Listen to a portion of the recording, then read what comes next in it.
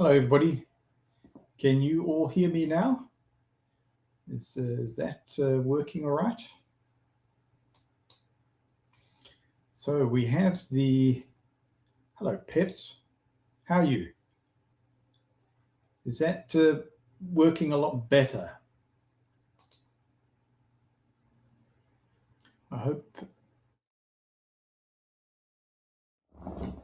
I hope that's working. Hello, Sheila. Hello, Peps. Can you hear me? Are you able to hear me? Peps says yes. Okay, well, that's a good sign. Sheila, can you hear me? Because now, oh, sound and sight is good. That's wonderful news. Well, what I've done is I've just stopped the stream and just put in a clear VDO.NINJA. So you should appear somewhere here at the bottom. And I will sit in the control room and just wait for you to come on, just so that this is guided properly. I'm going to just, it should be automated, but I'm just going to watch it happen. Side view. Linda James, what does that mean, side view, if you don't mind me asking? Does it mean that the orientation is a bit strange? Let me have a look. Okay, let's see, live.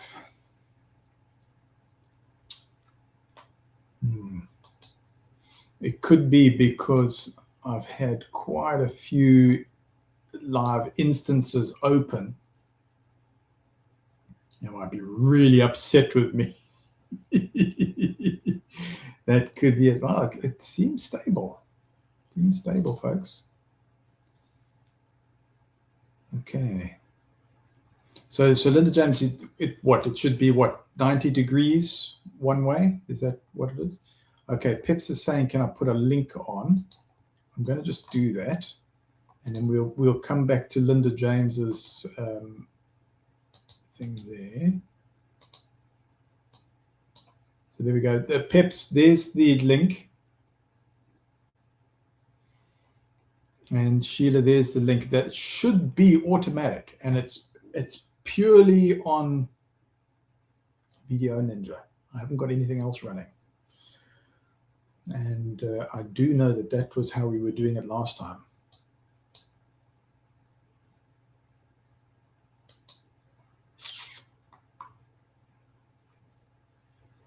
Linda James, we'll work out the camera orientation just now.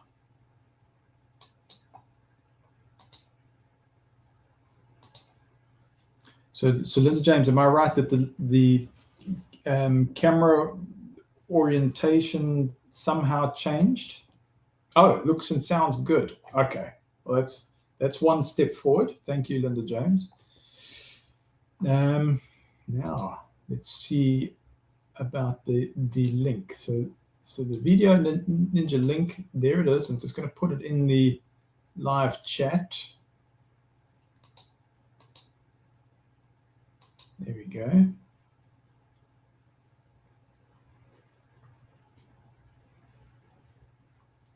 And I can hear things going on.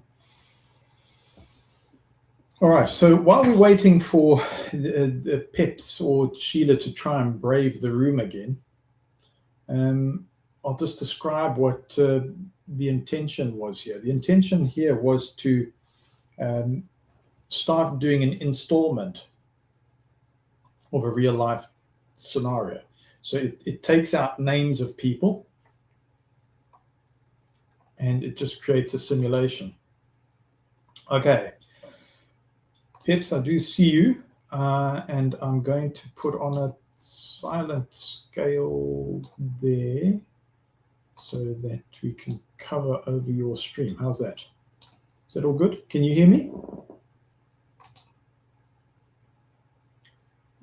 I can see you. I can see you. Just not too sure about the sound. Why is the sound not coming through? How about that? Peps, it is saying that there is sound. I can see you.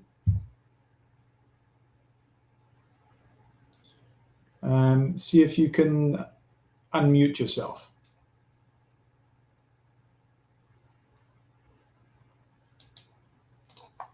Let me just check in the screen here. But yeah, I can see you. I can see you for sure.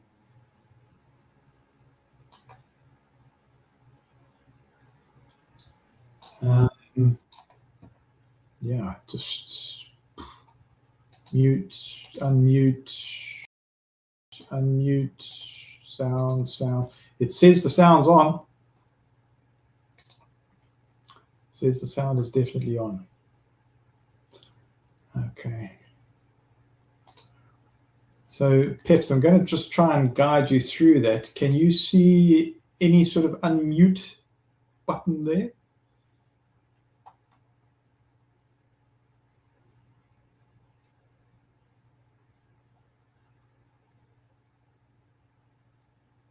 I can definitely see you in the control room, and it says that your sound is ready. Okay.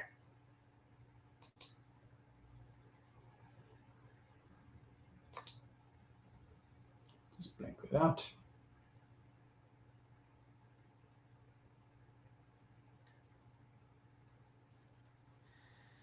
Yeah. Is that any better? Can you hear me? Yes. Can you hear me? I can hear you. Yeah. Finally. How are you Sorry, doing? mate. It was me, I think. I was pressing the wrong button. Did you say I need ministerial servants? Yeah, well, I used to be the sound servant. Oh, dear. And I shouldn't be giggling like this. What a way to go. You know, we're all professionals here.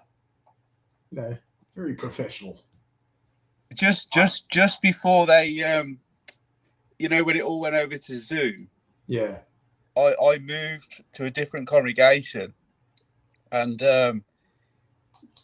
partly because of all that going on, I asked the elders in that congregation because I didn't want to get made up as a ministerial servant because I knew what it was going to be like, you know, all the Zoom, and I thought I don't want I can't get involved in all that. So I said to him, look, I you know, I'm going to take a break before I get made up as a ministerial servant. But in the meantime, I ended up you know, leaving the truth. So luckily I never got involved in Zoom, but it looked quite stressful. You know, I was still listening to the meetings at the time, but I never actually did any of the you know, the background work. But yeah, it did look quite stressful. And look what you're doing now. Yeah. So did you leave the truth, or did you find it, Peps? Well, yeah, this is it. I know it's all the you know, where it's like with the terminology. It's hard to. Well, what do they say? I found out the truth about the truth. Yes. You know, that's quite a good. You know. Oh, sorry, mate. No, not at all. Yeah. I can hear you well. What about if I put this on? If I put this light on? I have blanked out your video just in case. You know. I mean, no, don't worry about it. Don't worry about it. I'm not bothered. I'm sick of you know, bowing down and you know, sneaking around. I just think, you know, if you can't have a conversation with some friends without fear of being shunned, okay, you know, so I'm just going to go with it. Okay, then I'm going to. Honest, I weren't that well known anyway. It's not like, you know, people probably won't see it anyway, but it doesn't matter if they do. Well, they will have to be pretty persistent to have followed this live stream. It's been pretty disastrous. I know. And I had it planned. I had it all planned out and tested, and I cannot work out why, you know, there was such a struggle. Anyway, I'm it's good surprised because the technology you use, like the way the other technology you've got is amazing. The videos that you've made. So you obviously, the videos that you use as your opening sequence. Yeah. Like they're really good. Oh, you got to see that? Yeah, we got to see that. Oh, okay. Wow. Yeah. Wow, that's and the sound quality is really good. Okay. Like your microphone sounds really good. All right. So I suppose it's just teething problems, isn't it?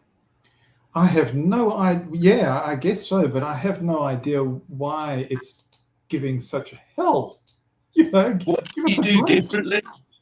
What did you do differently this time, Matt? Because last time it worked like really smoothly. I did this. Nothing. Yeah.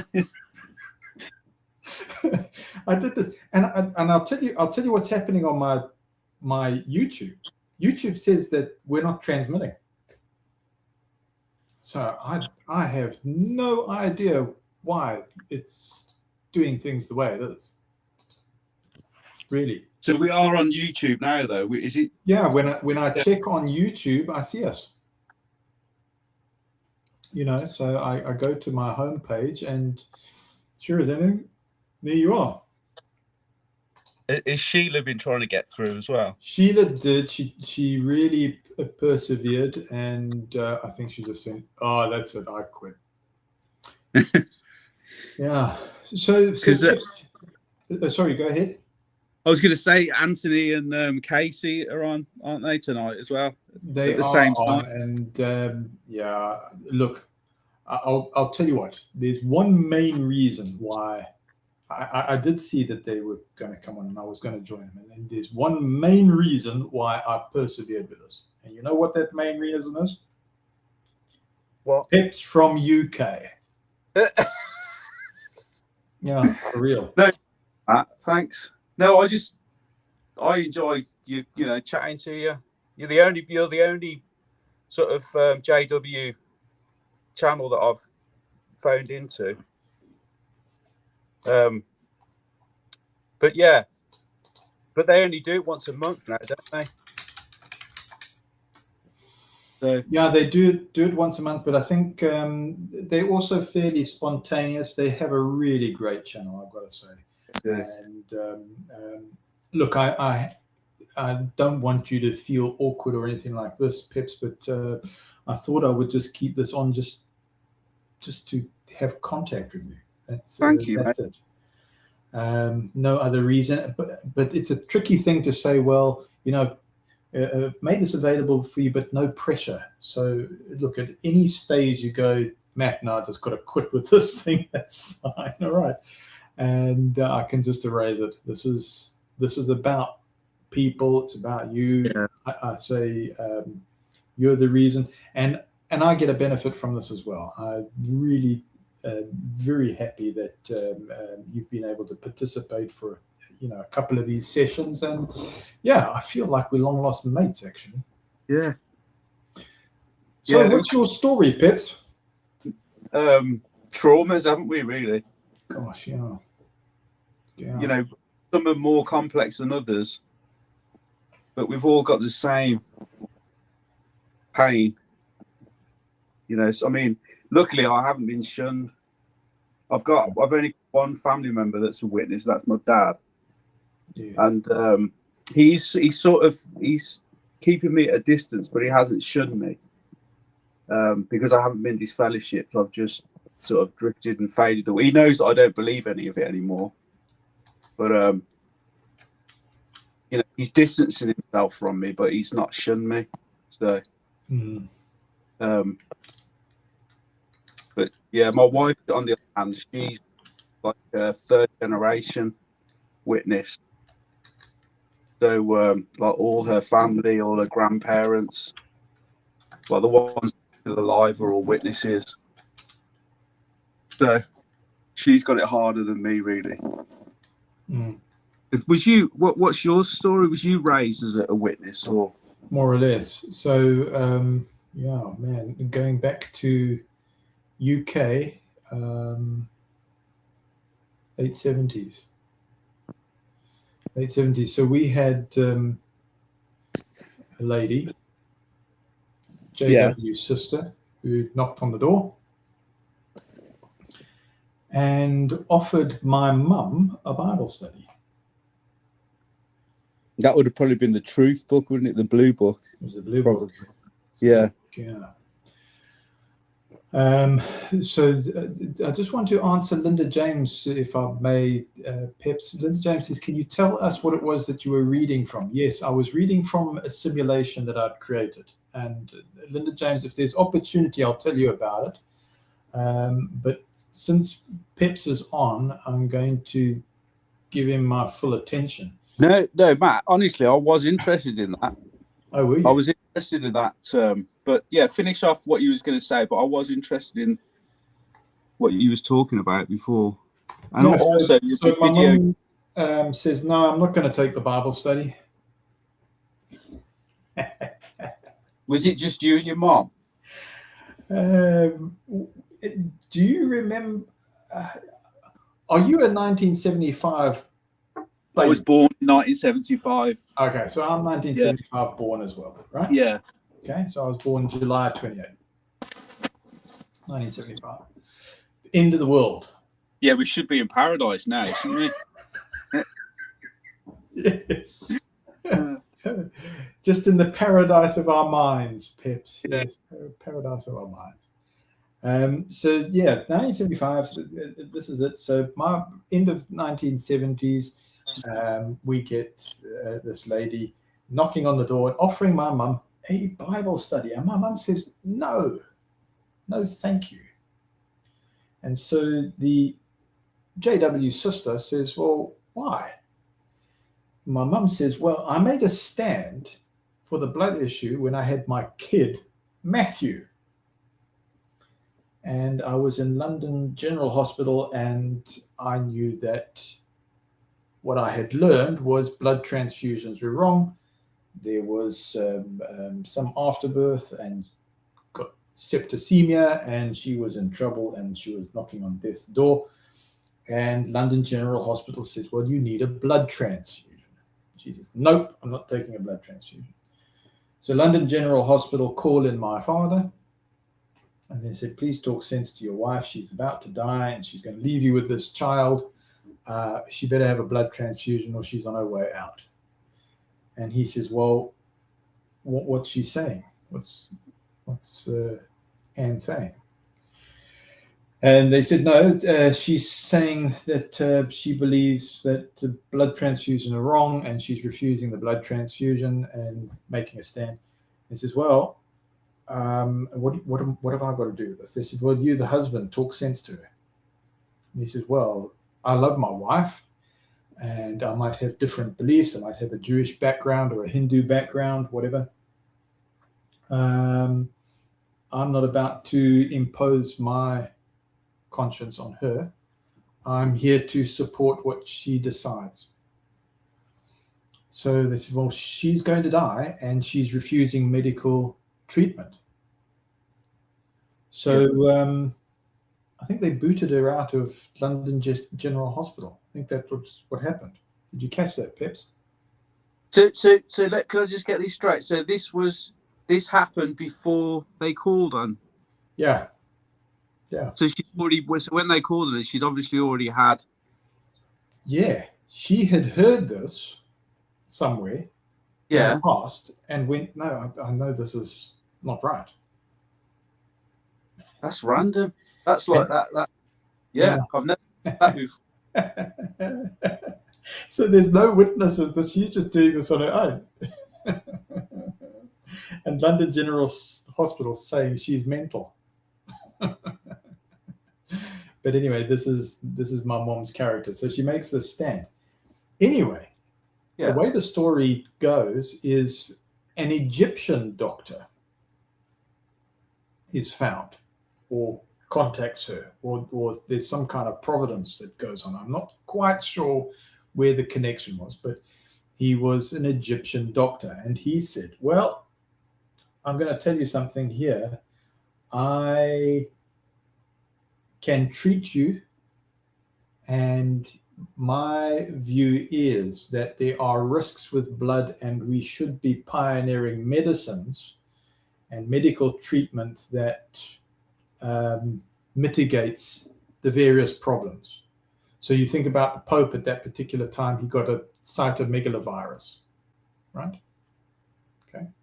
Yeah. Yeah. I see in the comments, Linda James says, even if she decides to die, Dad's going to support her. Oh my, yes. He said, from what he could gather, she was going to view it as an intrusion to her body, like akin to rape. And so he says he's not going to violate her mind, not going to violate her spirit. If that is what she has decided, he is going to support her as her husband in love. So that was it. Yeah. Even if she decides to die, and they said, yes, well, it's going to leave him with me. He says, well, then that's what it's going to be.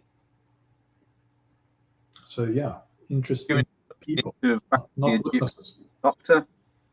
Sorry? I say she was lucky to have found the Egyptian surgeon.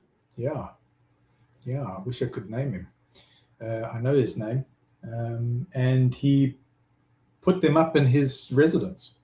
Yeah, put him up in his residence, and looked after her, and she came round. Yeah, so he gave her this excellent treatment, and she pulled through. Now, fast forward to the JW sister knocking on the door. Now we're living in this semi-detached in, where is it? Could be Tunbridge Wells at this stage, not sure. But I sort of, yes, it's Tunbridge Wells. This sister calls on her, and she was one of those sisters who puts her foot in the door. This is the kind of person. So I remember, and I remember her being real hardcore kind of sister. People were back then, weren't they? Hey? Yeah. They were back then. Yeah. So she was real hardcore, put her foot in the door kind of person. And she says to my mom, why don't you want to take this Bible study? She says, because of the love of my husband. I made this stand on blood, and he was very, very supportive. But if I get through to this new system paradise and he's not there, I don't see the point. Yeah, so I'm not taking this study. Yeah. He supported me. I'm going to support him. Yeah. So what do you think the sister says? Can you think like a JW? How would you overturn this logic? The sister would probably be trying to think, don't worry, you come in and you can bring him in afterwards. Oh, yes. You have hit the number or hit it right on the head. You got it to 100%. Yeah. At a word and all this type of stuff.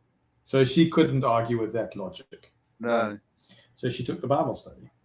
She took the Bible study, and she was baptized in 1980. Right, okay. And guess what happened with my dad? So we were having Bible studies at the house, and he wouldn't attend. He would do his own thing. But there was a crisis with family in Africa. So my grandfather was an RAF pilot in Rhodesia, Nyasaland. And so he fought in World War II, and hero. And he fell very ill, and I'll tell you why he was ill, because he was traumatized from the war. And so he was struggling, and there was no proper debriefing. And my grandmother says, you've got to help. Approaches my dad and says, you've got to help. He's in trouble. I can't cope with this. Very, very difficult. So my father says to my mum,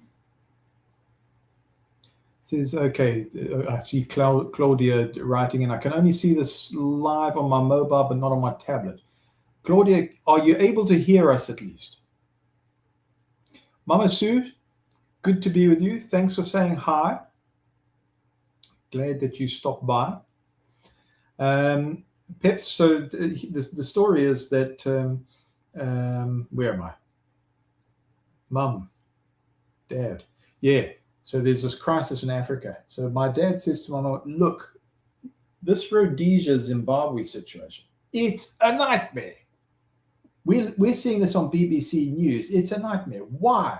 Why would we go there? He says, I just don't know what to do. I don't know if we bring the father here to the UK, or that they can't do that, or if we should go to the UK, if we should go to Rhodesia, Zimbabwe. But I mean, it's just violence and terrible, and man, What was going on at the time? Was that when they were taking people's farmland and stuff like that, or this was when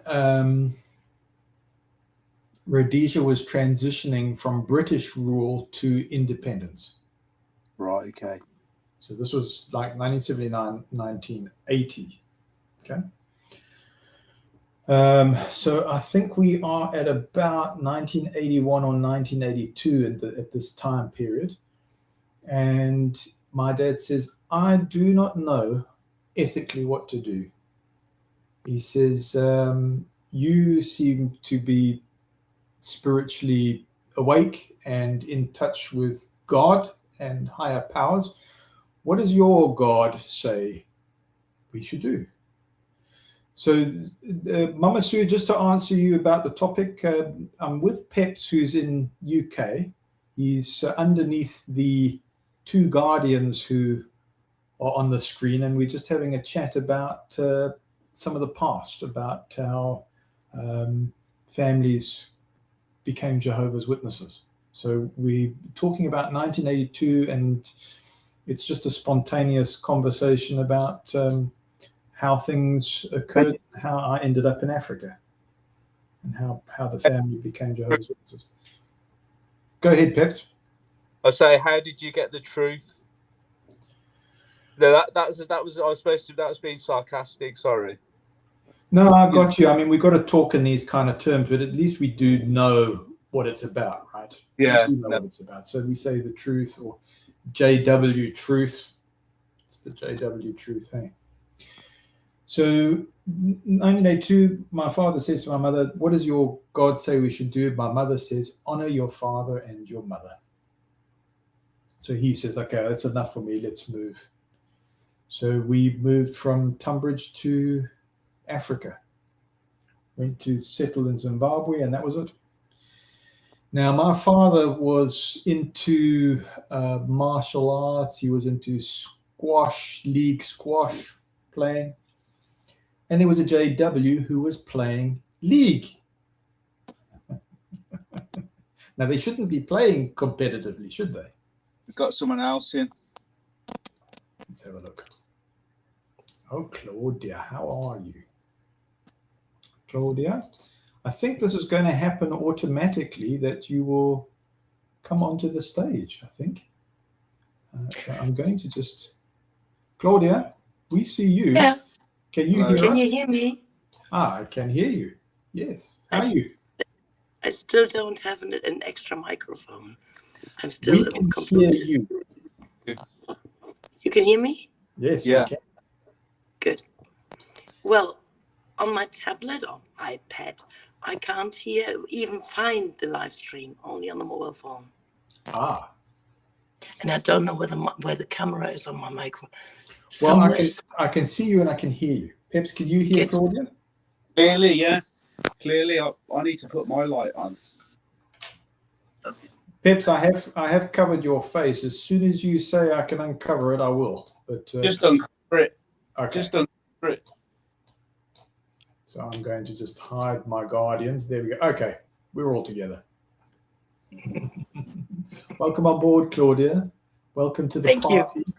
You. Claudia, can I mention where you're from? Sure.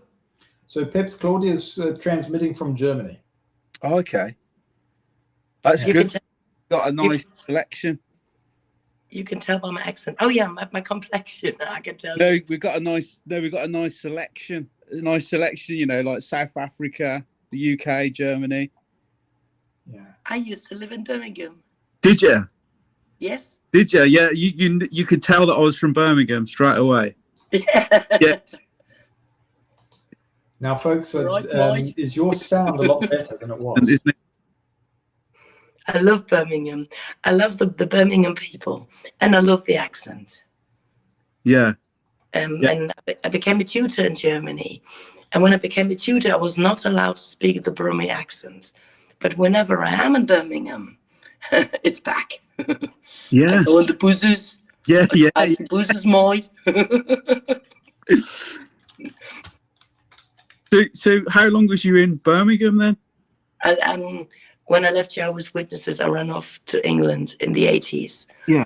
And against my will, did my then later English husband make me go back to Germany, where I came back to Jehovah's Witnesses and then departed again after a blood transfusion refusal, and then I somehow woke up. But in Birmingham, what Matthew doesn't know, the British people don't like the Birmingham people, the Midland people. No. And in reality, the Midland people are very warm-hearted. Yeah. And especially, you probably know about the Blitz with the Coventry and London were destroyed in the Second World War. Yeah. Nowadays, there are many channels that explain it was not quite the way history tells us. Churchill had a big part in that. But that is another story. Never mind. I was in the 80s in England, and I went from door to door doing market research. As a Jehovah's Witness, you can do market research. The only problem was the language. So I went to Coventry with my back then German accent saying, excuse me, I have a question. Do you have double glazing? And they said, are you from Germany? And I said, yes. Oh, how can you be in Coventry? We had the Blitz. Yeah. And I knew nothing. No. Our ancestors were in concentration camps. Yeah. And we were not guilty. No. But luckily, my maiden name is Jacob. And I always said, I'm a Jacob. Yeah. So what do you want? Yeah, it's crazy that people still, hold on to stuff, even though, it's nothing to do with you, nothing to do with your parents. Do you know what I mean? But people still have got this, this like hatred for. Well, they haven't anymore, but they did have back in the 80s, I think. It was extreme back then, yes. Yeah, it was. And Vladimir Putin explains in many of his speeches that the Russian soul never blames the children for the guilt of the parents. So in the Russian soul, the Russians have forgiven the Germans for what happened in the Second World War. Mm. And at the same time, the Europeans now want to go to war against Russia for oil and gas, although the Russians want to give it for cheap anyhow. Mm. So it's always the same wars all over. Yeah. And we are just people. No person wants to go to war. No. Just like no Jehovah's Witness wants to go from door to door. No. We just want to have a life in paradise. Everybody does. No. And yet the funny thing is, when you're raised as a witness, you're almost taught to believe that these people want to go to war. Because they make a big deal out of the fact that they don't go to war. So they sort of make you think that, that when the people went to war in the Second World War, they didn't want to go to war. They did it because they wanted to protect their families. Yes, and otherwise they would have been shot. Yeah. But the narrative in the JW world is, these people, they just want violence. They just, they love violence. It's like, no, they just wanted to protect their families, or they did, they didn't want to get shot. That's why they went to war. Yeah. But you just said nobody wants to go to war, do they? People want peace, don't they? Everybody does. Yeah. But, except for Jehovah's Witnesses. They want Armageddon. They want the whole world destroyed. They want to get rid of all the dead bodies. They want the churches burned, the buildings destroyed. So then they can have peace. Yeah. We want peace right away. Claudia, We want peace now. do they want the buildings destroyed? No, because everybody's got, when you're on the ministry, you're all picking your own future home out, aren't you?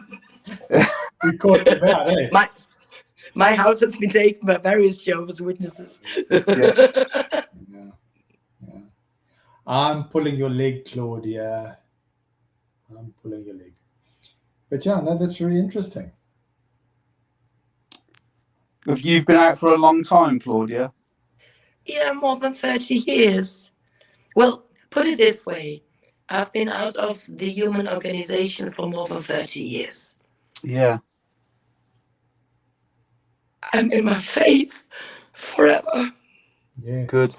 I wished I could change them. Wished I could make them. But I can't. And so to them, I'm a sinner. And to me, they are fools. While I trust to be without sin, honestly. I'm one of these people who can't sin. I wish I could. I could have had such a marvelous life in the world. Unfortunately, I belong to these people who can't sin. Mm. Yeah. And then it's even harder when you see all the evilness around you. You see, even in the Jehovah's Witness resistance, even there, some people just try to make money. Everywhere, the evil is all around you. Mm. And we think of Revelation 3, the letter to the Philadelphians is my favorite part of the Bible. Okay. In the letter to the Philadelphians, Jesus said that we are, I've put it in English, we are small and weak, we have little power, and he's chosen us to give us the strength to keep our crown in the worldwide tribulation that will come all over the globe, and he will make us to the post of his future Jerusalem that will come from heaven. In between, there's some things about Jews which you don't want to say here now on the internet. And this was this thing about this worldwide vaccination. Why could we resist? Because he chose us. And if he protects us and he gave us to protect our crown, why can't he give us some sign, something where we can find another? Some red dot like the Indians have, or red nose like Rupert the red-nosed reindeer. Something where we can see there is another pure soul. There is another one I can connect. Why are we so hidden? Mm. Can I mention Mama Sue's comment? Can I go ahead? So I'm just trying to plug myself in because I'm about to. Okay, you plug in the Peps, and I'll read Mama Sue's comment. It says, "Me too." I think she's addressing you, Claudia. Well, it's not saying that, but it says, "Me too, over 30 years, but I am a regular for a devotional and Bible reading every day with my NKJV." And she says, yes, Jesus has protected us.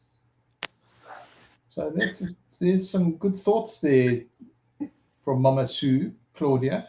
I think you've triggered that. Mama Sue, what we did, we gave the sacrifice that Jesus gave. Because when you want to follow the truth, and you want to find the truth, and you want to have a pure soul, and you realize that is just a worldly organization, then you have to follow the way of Jesus and say, I'm against the Pharisees, and I don't want you to make business in my temple, God's temple. And if they want to cross us or put us on a stake, I don't care, then they can do that to us. It's up to them. We just had our memorial. I gave a mini speech to Matthew unprepared. It was a memorial not just for Jesus. It was for us. It was for all our ancestors who gave their lives that we can live nowadays. Thousands were killed by the Romans, and millions were disfellowshipped by Jehovah's Witnesses. Children, innocent people. Yeah. They don't own God. No. I appreciated you coming on, Claudia, for that and giving those heartfelt expressions. I think that's very important. I think one of the worst places you can be, Matt, is like, you got like a PMO, but I think that one of the worst places is if you're out the truth but you still believe it. Do you know what I mean? Like a POMI. No, we don't believe the Jehovah's Witness truth. No, but what I mean is, like, because I was disfellowshipped when I was 18. Okay. And I was out of the organisation for 3 years, but for those 3 years, I still believed it was the truth. It's a horrible place to be because you're out. Do you know what I mean? It's like you still believe all their doctrines about, you've been cast to the demons and all this type of stuff, and the only way back is to go back to these men and humble yourself. And yes, yes. you know, that's what I was trying to say. I think that's a horrible place to be. Peps, can I put you on the spot a little bit? What's different this time round? Do you think it's really exposed now? When I was disfellowshipped, it was 1994, I think, and we didn't have the internet, so you know, and I think what it was for me, I was disfellowshipped for sin. Do you know what I mean? So I'd done, you know, I'd got a girlfriend and all the rest of it. Got into trouble with a girl. So you leave and you believe that you've been cast out for sin or whatever. Yeah. So, but this time is different because obviously it's nothing to do with that. I just realised that the whole doctrine is just, you know, wrong. So that's the difference.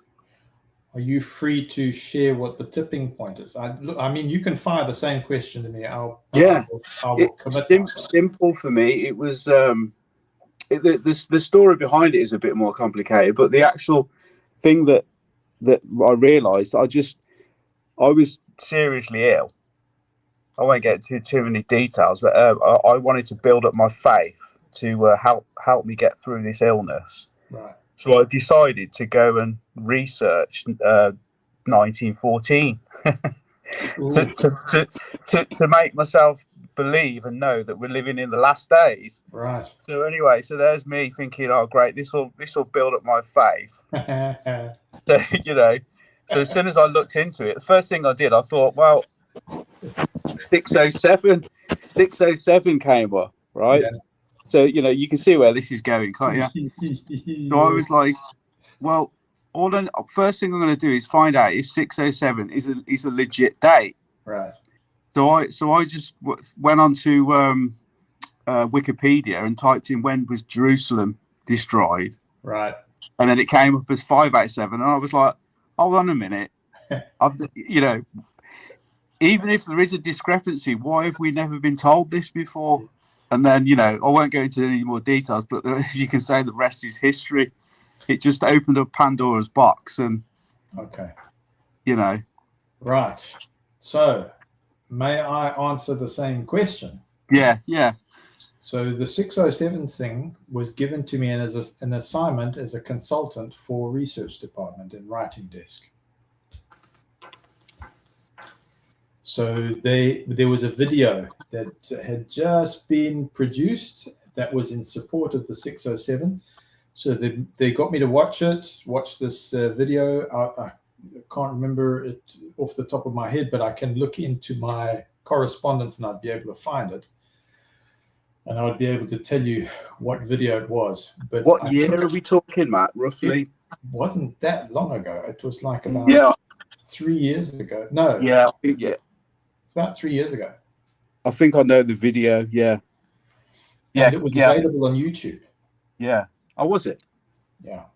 Yeah. Available on YouTube. So the research department. So I can't tell you whether I think this was some kind of mental audit or what, but it was done under consultation. They said to me that, can they record my comments? I said, yes, sure.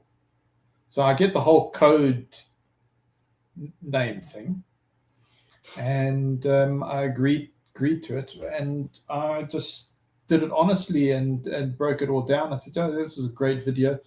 I said, but there's something lacking in the video. I said, there is no discrepancy. Sorry? The discrepancy between 607, they stay away from that so much, don't they? The discrepancy between the two dates. Well, I'm going to explain it. Oh, go on. Because it's what they do with the Gilead program. They say, look, they realize that this is a sliding scale. Here's your history with all of these different events, right? And they look at history and they try and match these events as closely as they can to the timeline. So it can shift here and it could shift here. You can make it fit. Yeah, yeah. It could fit here and it can fit here. And they tell the Gilead students that. They say, oh, yeah, we don't have a guarantee on this. They actually say this in the unit. I've got a copy of the units. They say, no, we can't guarantee it. But the faithful slave under Holy Spirit took this timeline and it fitted. And because they prayed about it, Jesus Christ trusts them. And that's how it works. Mm. Is that a good answer? Yeah. Yeah. That is what they put in the Gilead unit. Yeah. So they do that to try and inoculate the missionaries, or to inoculate the Gilead graduates. They tell them, this is it. You're not surprised. We were upfront. We didn't hide that information. We said that it's this adjustable timeline, and it's the best that we can do until Jehovah's Spirit shines from heaven upon us and we find a new way that tablet or something. Works.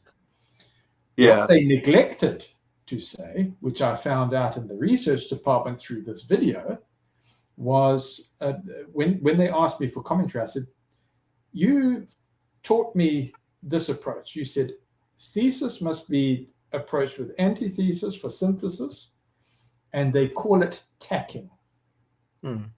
There's a whole workshop that the organization puts you through if you do consultancy for writing department and research department. There's a workshop, and in the workshop they teach you thesis, antithesis for synthesis, which you go, well, hang on a second, in the congregation that's called essential critical thinking. You don't allow it there. They said that's why we record you as a consultant, because we can get you to sign a non-disclosure agreement, so whatever we're discussing here doesn't leak. And the reason being, yes, Mama Sue, it's called tacking. It's called tacking, which is a reference to shipmates on a ship, where they all work together to keep the ship running. So you've got different angles, different approaches. They say it's tacking, it's helping each other. So they actually teach this thesis, antithesis for synthesis, essential critical thinking at this level. But you're supposed to be bound by a non-disclosure agreement, and you're on record. So in other words, if you go too contrary to whatever happens in the research department, they have a recording of you. So you're under pain of elimination if you don't present it humbly or tactfully enough. So I went, okay, well, I can see that for this video, there's no antithesis that you've presented. I said, do you know that there is a video that exists that says that this thing's flawed? I said, oh, really?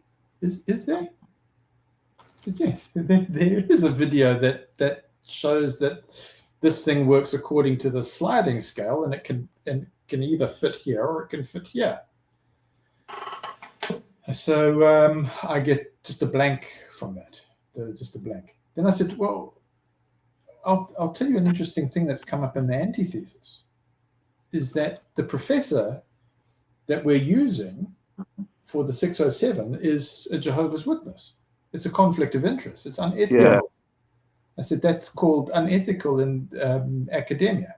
You should have a peer-reviewed external source. This person is a professor in JW, and you've printed the material already based upon it. He's disfellowship now, though, isn't he? Correct. Yeah. And that happened fairly recently. Yeah. A few years ago. So he said, no. He says, this is not academically correct. Boom, he's out. But they didn't update the information. They didn't update the 607. They still use his presentation or his dissertation. Yeah. Yeah. So, yeah. Yeah, because without 607, we all know they won't have their best date, which is 1914. And without 1914, the whole thing will just come crumbling, crashing down, won't it? I actually, when I was going through it, Matt, I actually contacted a scholar at the British Museum. Just by chance, I just Googled, Neo-Babylonian scholar. This guy's email address came out, so I sent him a message, and it turned out, by coincidence, that he was actually quoted in the 2011 Watchtower. Right. When was ancient Jerusalem destroyed? Because I was trying to explain to him that I was a Jehovah's Witness, this, that, the other, and he was like, I know very well about all that. He said I was totally misquoted in the 2011 Watchtower, because they tried to use him, to make their point. Yeah. But they, as always, they totally quote mined him, and Yes. But it's such a good coincidence that was like the final nail in the coffin. I just thought, the other thing as well that happened with me is when I was going through this crisis, right, I phoned up an elder who used to be a high school history teacher, right? And I won't say his name, but I was like, look, brother so-and-so, I'm going through a crisis here. I don't believe in 1914, 607. You know what he said? What? I don't believe in it either. This is an elder. He's like, I don't believe in it. He says, but you don't want to throw out the baby with the bathwater. Oh, right. I'm like, what are you on about, mate? I says, without 607, there's no 1914. And he's like, yeah, but they're a good organisation, and it was just crazy. All these things happened at once. I just thought, man, I've just given, as we all say, I've just given all those years of my life to this organisation. But it's crazy. Well, while you were chatting, I looked at the correspondence with the research department and found it. You want to hear it? Yeah. The video that they were using was called Patterns of Evidence for Exodus. Patterns of Evidence for Exodus. So here's my letters. I can read it out to you. I said, thank you for your peer-to-peer video presentation. Since we belong to the same family and house, this made for a compelling watch and analysis. Oh, I remember they had to grant me permission to see this video. Yeah. Then we quoted Putin, who says, we live in a world built upon biblical values. Liberals are trying to dismantle it. Vladimir Putin, that's a quote from him. And then I said, from the beginning, I couldn't help but think of this quotation. By the end, this was reinforced. Science, politics, education, medicine. And I wrote this in November 2022 to research department. I said, science, politics, education, medicine. In fact, whatever institution is all so interwoven into governance and control of people that if it doesn't fit into the world's agenda, then it gets swept out or marginalized or discredited or limited in some way.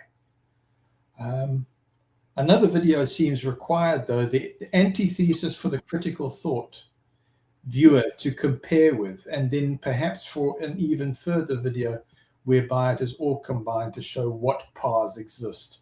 This video in itself attempts to do that to some extent. The sources and interviews are excellent. I included my personal notes linked to time frames more or less below to create a place to search back for them electronically. Incidentally, I'm periodically asked about 607 chronology, whereby I have to answer that the timeline of events we have been using fit best irrespective of what may be found mainstream. They have to be overlaid pretty much like how things were done in this video concerning Exodus. I have caught out so much so-called authoritative information that I find to be faulty. I think I've had my fill to last several lifetimes. Warm Christian love and greetings, Matthew. And then I included all my notes. And this is the first time I've read it out loud since 2022. Do you think they do anything about it? They wouldn't do anything about that anyway. There's no way they're gonna. Yeah, I put all my notes with all the timestamps of what I found as problems, like Finkelstein and the Brooklyn Papyrus Semite names. What was the other stuff? The Syro-Palestinian, Joseph, all that stuff. Okay. So I put all the notes there, and I didn't get a reply from research department. No. 2022. No. But they did keep me on as a consultant. Yeah. It's like that poor guy that Carl Olaf Johnson. You know, he spent several years developing his book. Did they sent it to the governing body? They didn't even look at it. Do you know the one I'm talking about? The Gentile Times Reconsidered. Yes, but it would have ended up in research department. It did. I think they did look at it. Ray Franz looked at it, didn't he? But yeah, so that's the thing. They would have kept it in one of the inner. You see, there was restricted places in research department, and Freddie Franz's room was restricted. You couldn't go in there. No. I did make a follow-up letter for them, which I decided not to send to them. And I wrote to them, and I mentioned some of their experts, like William Denver, the emeritus professor near the Eastern Archaeology University of Arizona, Israel Finkelstein, professor of archaeology at Tel Aviv University, Amihai Mazar, professor of archaeology at Hebrew University, Eric Klein, professor of classics and anthropology at George Washington University. I was really doing my homework. Yeah. Really, if you ask me to do it offhand, I can't, but I can go back to my notes and I can see Chusha was thorough as hell. It's frustrating because that topic, once you stop looking at it, you quickly forget it. You know, like if I had a witness that come up to me now and said, prove to me that Jerusalem wasn't destroyed in 607, I couldn't do it. But if they'd have asked me like 2.5 years ago, I could have. You know, it's a subject that, you know, you lose it quite quickly, don't you? Mama Susu's asking me a question here, Peps. What do you have to do now with JWs, Matthew? Great question. So what got me ambiguously booted out and is, I don't know, grounds for trespass if ever I'm seen near them is this corporal punishment business, because I don't know, 3 years ago they told the congregation, please use loving corporal punishment, and the congregation acted on it on Kingdom Hall property and in private homes, and it's illegal in this country, South Africa. It's illegal here. So I tackled it then and was unanswered. They delayed it, stretched it, gave me 5 minutes to talk at elders meetings, cut me off, spoke over me. It was a nightmare. It was a real nightmare how this transpired. And when I saw that people were just not helping, I was forced into a situation of putting it all on the record. So I did. And then they repeated it from the platform. And I said, but we haven't solved the first incidents of this.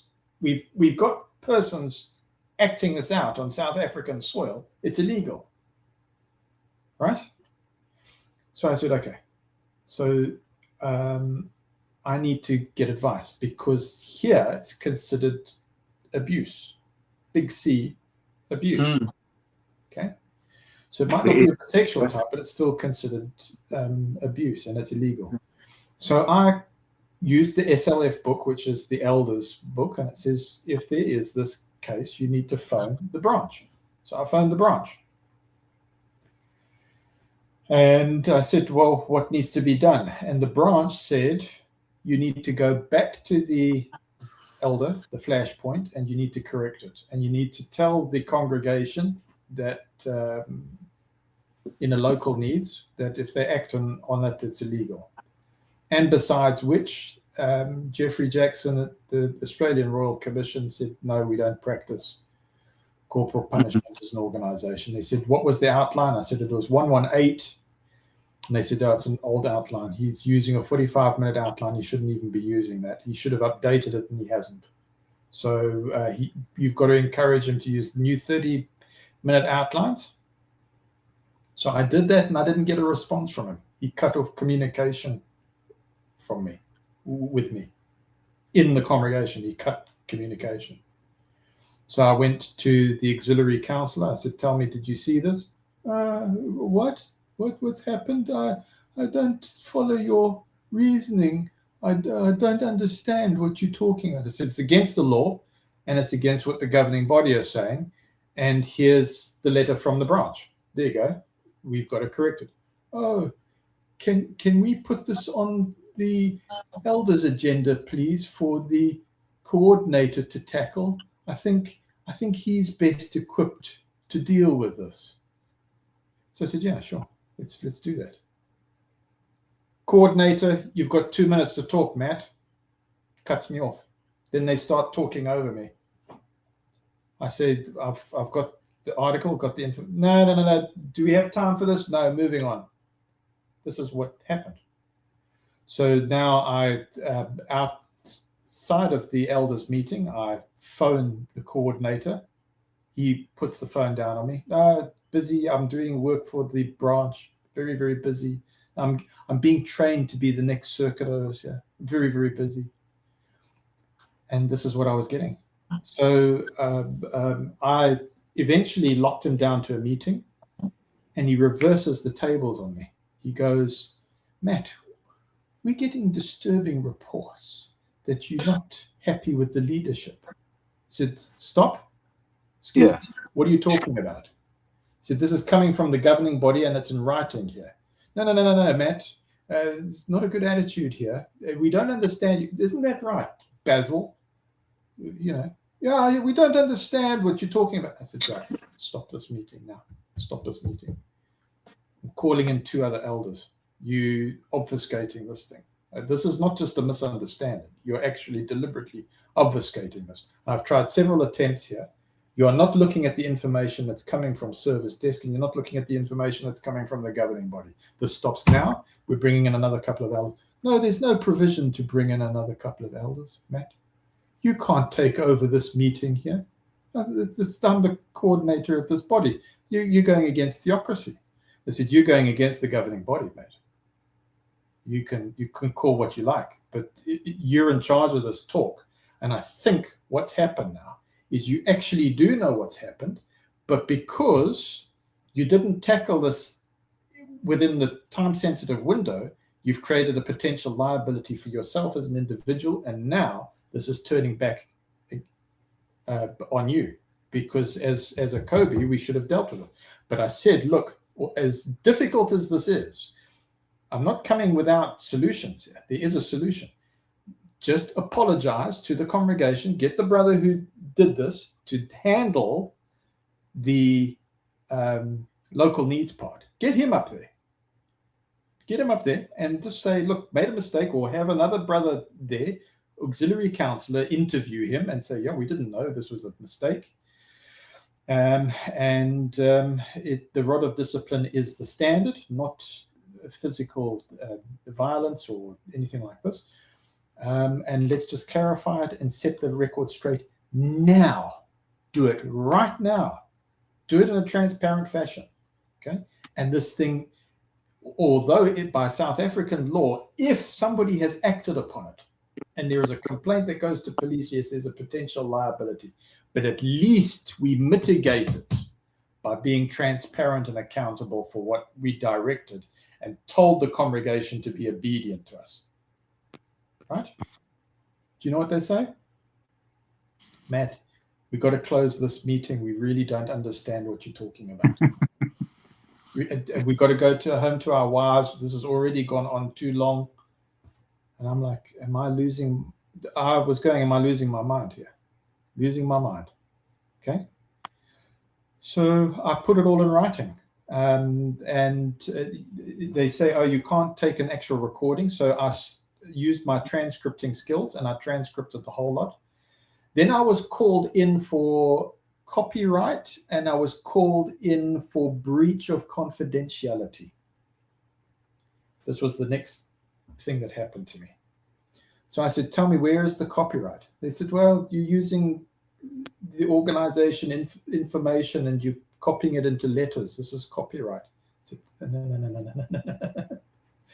I said, this sounds like you are using petty allegations to try and control the narrative. I said, we use organization information all the time. I said, we're using an organization Bible, New World Translation. We're using watchtowers. We're using all of this information. How can you say we can't use this information? This is ridiculous. Now, I didn't get all heated like this. I was very, very passive, very passive. I said, okay, well, tell me what the rule is. Show me this in the publications. They wouldn't show me. Wouldn't show me. Just kept shutting it down and talking over me and basically bullying me in the discussions. I said, right, I can't actually function like this. I said, what do you want me to do? It said, my role here is as a counselor. I said, I've been on convention panels to mark the information. So this is my job. I said, I've got to fill in the form and send a report in. I said, it's all under instruction. I'm not acting on my own here. This is under instruction from service desk. This is under instruction from research department. And I took it a step further. I went to governing body family and said, here's a hypothetical situation. How should I deal with it? They got furious and said, you have to correct this right now before it becomes a liability. I said, this is not my instructions. This is coming from the top. It's coming from the top. I said, how can you go against the theocracy? How can you do this? Matt, I'm going to tell the circuit overseer that our meeting has faltered. This is what I get told. That the meeting's faltered. So the next thing, I get called in by the circuit overseer. Matt, I believe you've got an attitude problem. I said, okay, please explain this to me. Thank you very much for bringing this to my attention. What is the attitude problem? He says, no, I hear from getting reports that you're dominating the congregation, imposing your conscience on people. I said, oh, I see. I said, and where is that report coming from? Circuit overseer stopped. I said, is it one individual or is it two individuals? The circuit overseer goes blood red because he's caught. I said, it's one individual, isn't it? Am I correct? It's the Kobe that said that. Am I correct that it's your protege that you are making the next circuit overseer? I said, he's overstepped and he's trying to cover his backside. That's what he's trying to do. Don't you think that that's what it looks like? And he goes blood red. He says, yeah, you're right. I said, yes. I said, this is orders from service desk. The same people you have to report to, right?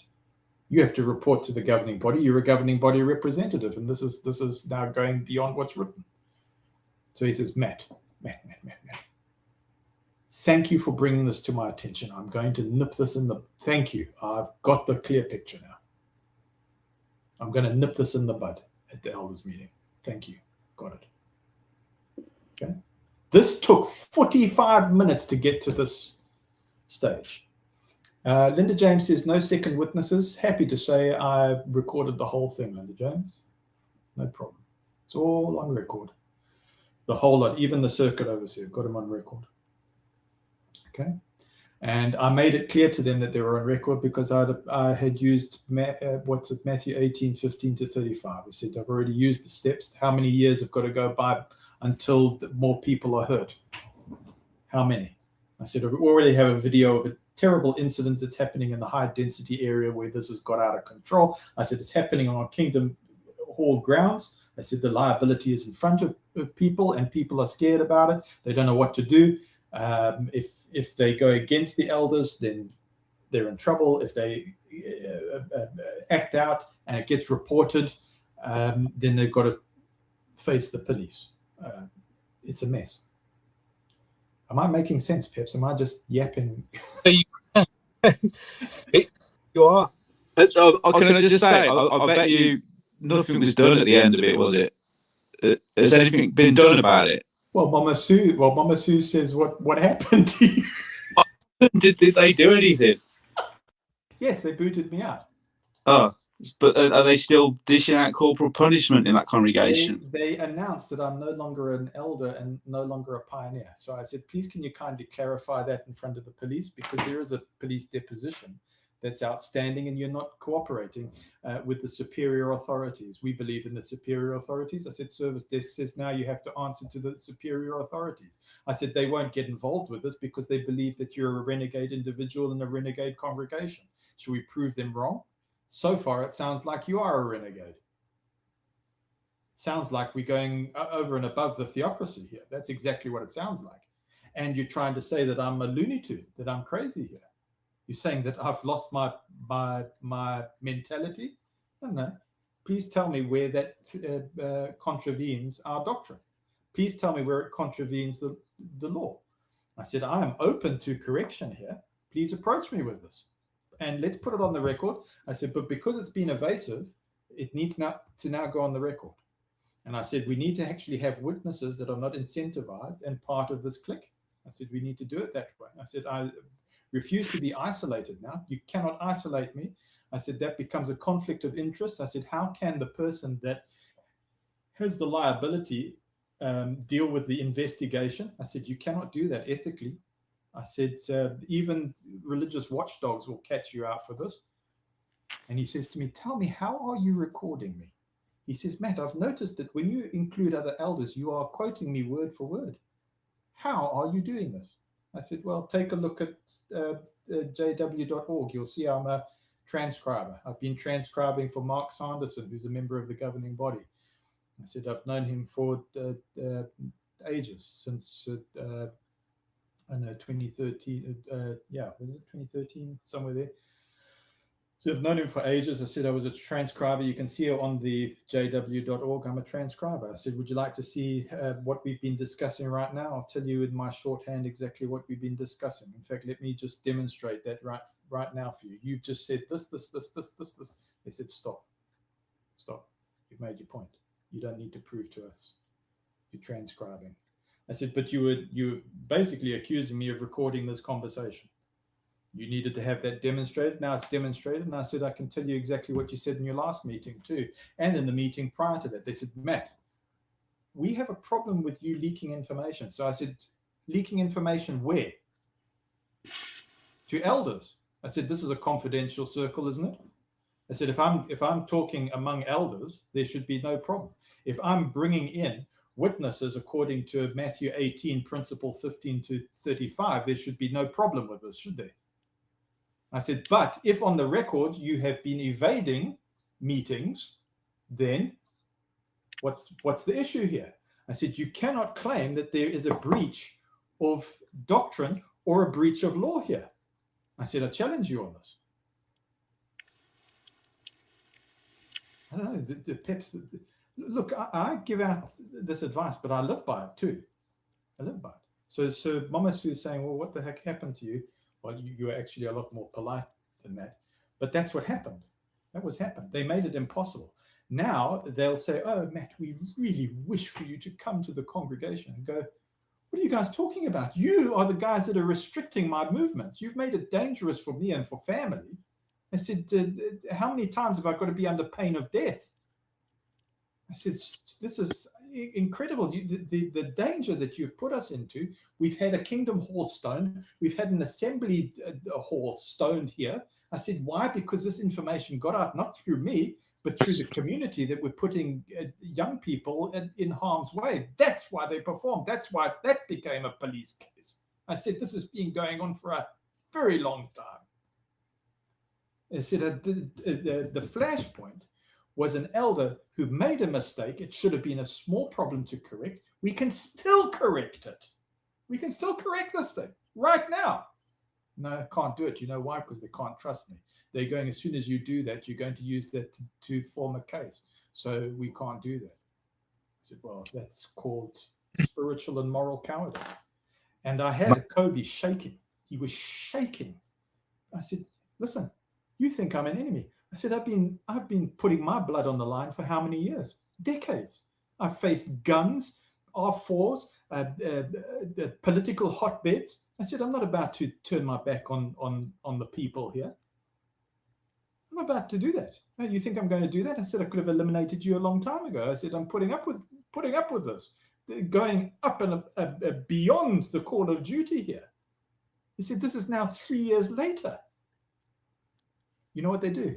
They eliminated me. They appointed a young man, a new elder, replacement elder. And do you know what they got him to do? Get up on the platform, tell them, use corporal punishment. Tell the audience now. That was his first job. So I said, okay, fine. That's just going to the police. Because how many years has this got to go by? This is a defiance. You're saying that you are so confident in your free speech, your use of free speech, that you can just get up there and you can use this international body to protect you from this. But we've already got incidents of this happening in the congregation, not just here. I said, because you stood your ground on this thing. I said, do you know that we had to investigate to a Bethel congregation? I said, they are in trouble as well. I said, it's not just one congregation. I said, I got a call from detectives in Ireland. This is happening in Ireland too. This has become an international problem. This could have been nipped in the bud locally. This has now escalated to an international problem because persons started coming forward and saying to me, Matt, you're correct. This is happening in other jurisdictions. Is that too much? You've been through. You're better out of it, mate. I can sense the tension you've been through.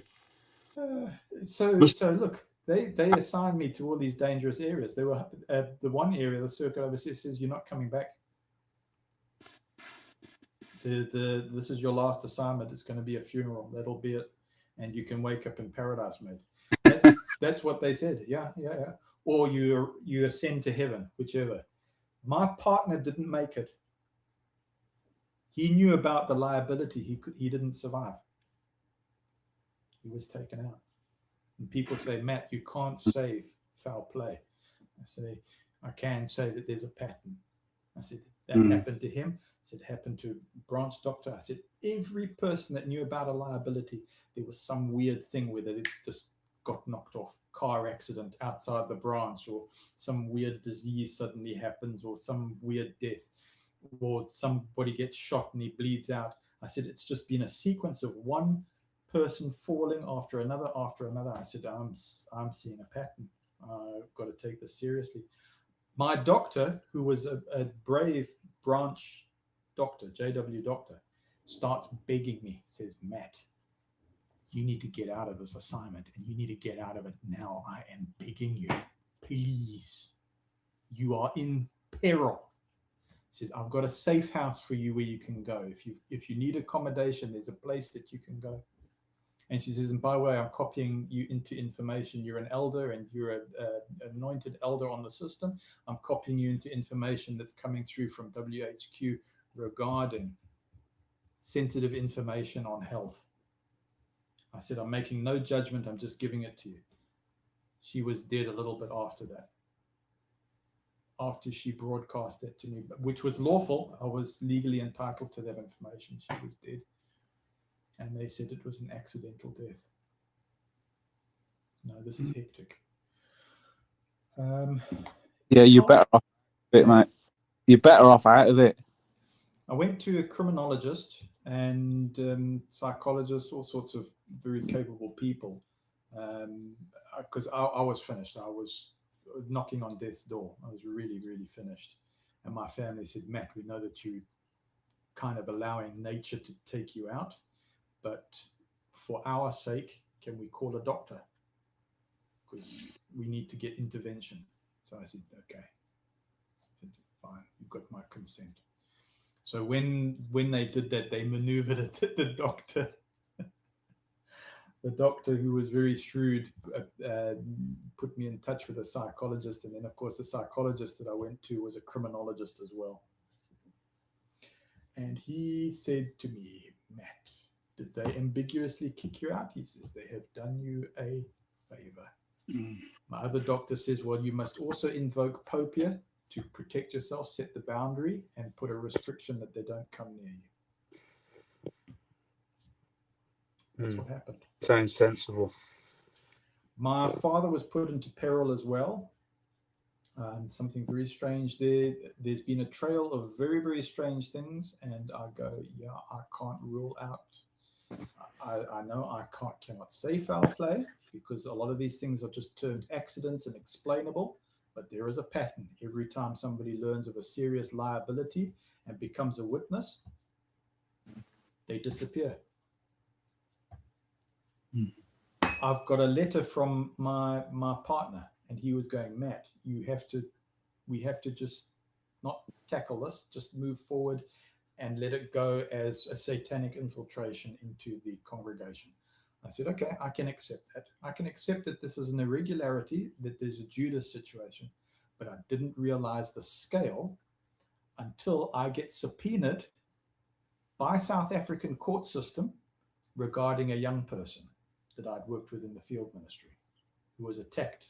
And there was this potential liability path because he was underage and put into a dangerous place with the organization's awareness that he was in a dangerous area.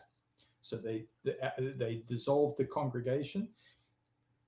I went to the court, was paid under South African court system to testify under subpoena, and there was no one from the organization. Nobody supported that. I told the truth, kept to the truth, and I didn't realize that this was all about their liability, and that's why they didn't want to support whatever happened in that court situation, because there was traceability back to them basically making a young person work for the organization as a preacher in a dangerous area. That was what they were scared of. That's what I learned. They disbanded that entire congregation. Did I tell you about what the police told me in that situation? Did I ever explain to you that they said that I had uncovered part of a massive international syndicate? Did I ever tell you about that? Yeah, I think you did. Yeah, I think you explained it last time. Yeah. So they said, this is stretching international, and you are now in danger. Yeah, and I genuinely was in that mindset and going, yeah, you know what, this is all Satan. It happened to the Apostle Paul. So, you know, the penny hadn't dropped. Yeah, no. The penny hadn't dropped. So it actually took me getting booted out. I had to get booted out. Yeah. And then, of course, when I connected with psychologists, my mind started reasserting itself and putting all the things together. And, of course, I realized, sure, this is incredible. And I also needed the evidence. I also needed to have all the communication that went all the way to the governing body. I needed to process locally all the way through the chain to governing body to see, they say you must die for them, but they're not prepared to do the same. No. Wow. This is incredible. When I was nothing like that, but when going back to the 607 thing, when I was going through all that, my wife phoned up Bethel and got through to one of the people on the service desk and asked them that question. You know, we're doing a family research project. Can you send us what it is? I wanted to know how they get the date 537 and what information they get for that and what information they get for 607, because I wanted to compare them. So she phoned up, finally got through, and they were like, well, and Steph's like, well, I'm sure you get asked this question quite a lot, and they're like, no, you're the first person to ever ask that. Like, do you know what I mean? I doubt it. What was your date? 587 and 586 BCE. Is that what? Yeah. So yeah. What I wanted was that because they believe the date 537, don't they? They believe that date. Is it 537 or 5? Yeah, I'm getting confused now. But you need to have notes in front of you. It's yeah. There's one date that they call their pivotal date, isn't there? That's correct. Yeah. So I wanted to know what secular information they use to get that date. Right. And then I was going to compare that with the secular information they use to get for 607. So when we phoned up Bethel to ask that question, they said, we can't, you have to give it us in writing. And so we're like, but you must get asked that question quite a lot. And they're like, oh no, you're the first person to ever ask that. Oh, really?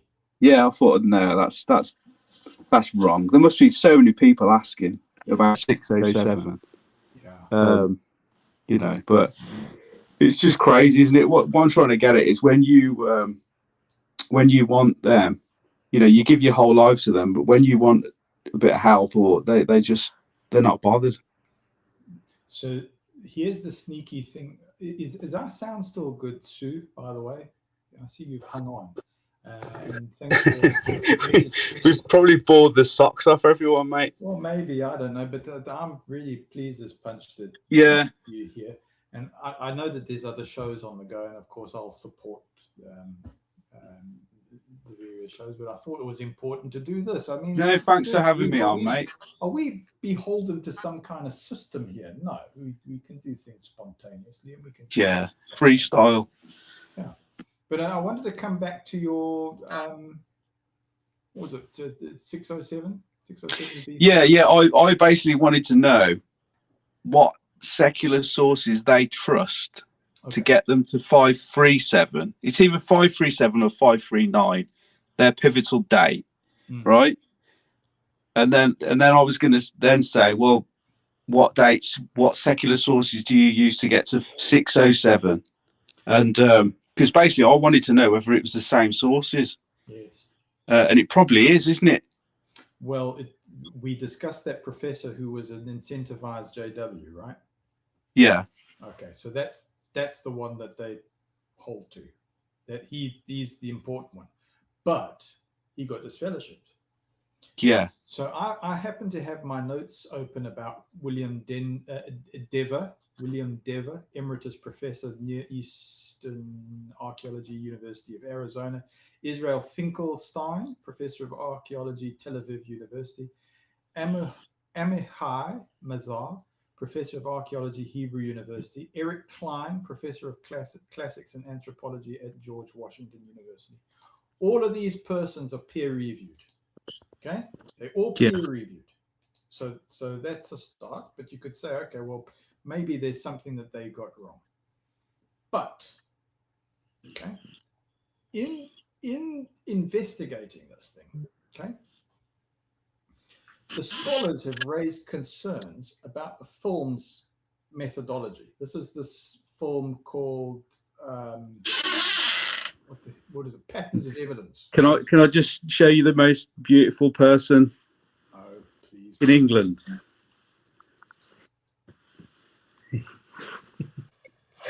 Can you see him? Hello. Yeah, sorry, mate. Go on. All right there. Yeah, go on. Okay. You know what? Who cares? That's far more important. That subject completely consumed me for like 6 months. Right. The whole, you know, I mean, I went into it as deep as I could take, which wasn't that deep, but it is a fascinating subject. Right. But you've got clay tablets, records into the periods. You've got even carbon dating, tree ring dating. What do they call it? Dendrochronology. Dendrochronology, yeah. Yeah, dendrochronology. Yeah, you've got even the Egyptian history coincides with the the Babylonian history as well, doesn't it?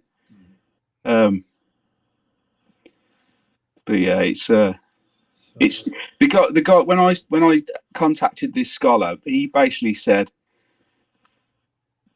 putting it simply, he said either 587 is right, or there's a massive conspiracy that took place amongst all the people back then to cover the date up. In other words, there's no way that it's wrong. It's 587.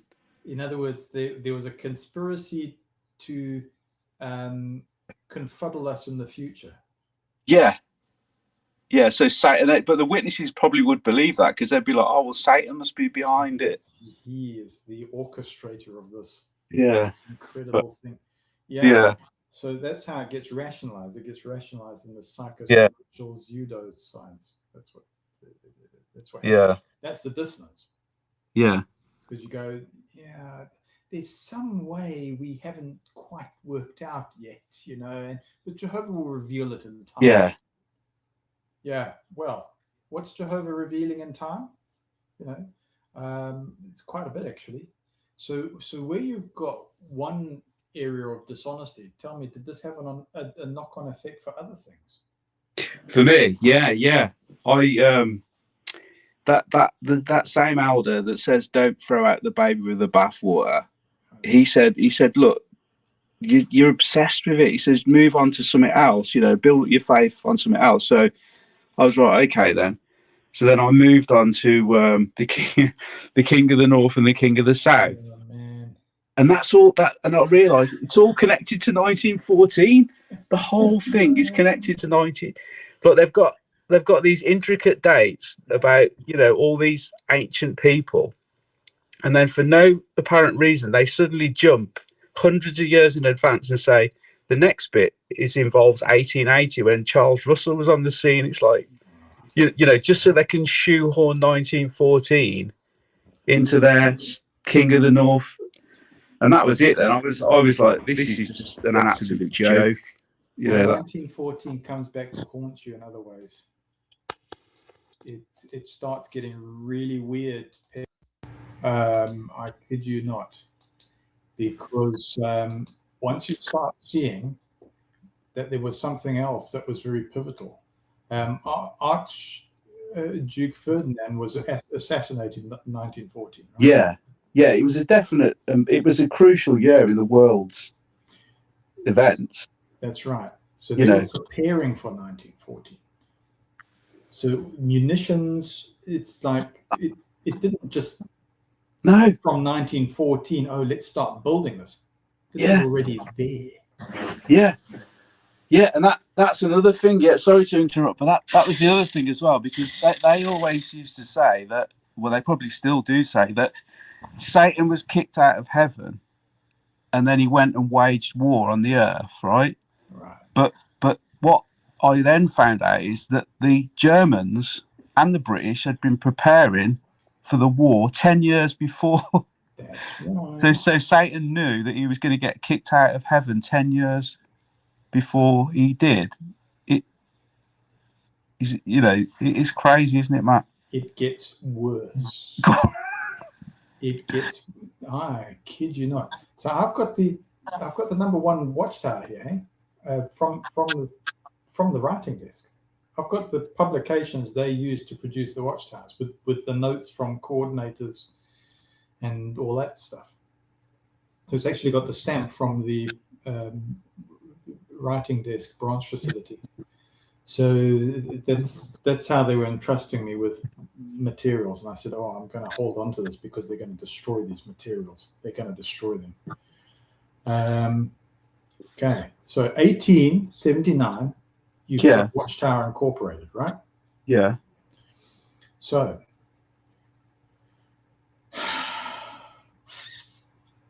you would pay, was it $10 for shares in Watchtower? Right? Yeah. So there was a saturation point for what they could get with oil wells and graveyards and miracle wheat and all of this pyramid systems over in the States. Okay. So they send their missionaries, late 1800s, here to Africa. So Say that again. Who sent the Bible students sent their missionaries? Yes. Oh, did they? Yes. Late 1800s. I didn't know that. Oh, yes. Because where are you going to get the materials to fight this 1914 war? So you've got cheap African labor here. So Yeah. what they did was they changed the African spirituality. They said, oh, can you not read? We'll teach you to read. So they circumvented the oral tradition system and the spiritual system that was using ibogaine or iboga, the natural plants, and opening the minds and transferring knowledge that way. Definitely, yeah. Which is incredibly effective. Don't think this is all flimsy stuff. I'm interested in that big time. This is because a lot of people don't understand the system. They go, "Oh, it's a flawed system." No. It's got as much integrity, in fact, even more than the writing system that you have in Western society. In fact, it's probably got more integrity. Yeah. Okay? Right. So they came here. They undermined plant medicine, which, by the way, they were sending all the plants and creating these medicines in the West based upon African science. Right. They undermined the spiritual system and basically call it all demonic and bring in a form of Christianity and reading and education, and then segregation, right? So they made like the Khoisan, the vermin. They were treated as vermin. You'd go and shoot them as vermin. They weren't classified as human. Okay, this is how bad it got. So they undermined African mentality through the missionaries, through the reading and all this, and attempted very effectively replacement theology to control them psychospiritually. That's what happened. So they then had them working the mines, low wages, okay, taking out the mineral wealth from Africa, sending it to the West. That was what was happening. So they're saying, okay, well, you guys are now this modern day slaves, but you're paid, you're all happy, you're all serving God, whoopee-doo, and basically bleeding Africa dry to produce the minerals for the West. They're still doing this with lithium. Where do you think your lithium batteries are coming from for your cell phones? It's all coming from here. This is where it's coming from. It's disgusting. They did this in Australia as well, didn't they? Yeah. Similar, but wasn't religious, I think. So do you know that there was another Watchtower organization in Africa? No. Parallel one, 1948. It was called Watchtower. So your indigenous black African goes, oh, we realize what's going on here. You guys are sending in missionaries to take over our psycho-spiritual development so that we can't have a pan-African system, right? You've created this tribalism, you've heated that up, divided up the territories with World War II, and basically fragmented Africa, and we're still bleeding out our resources, and we're still bleeding out our people and working as slaves, and we can't get out of this poverty system. So we're a mess mentally. We've got generational harm.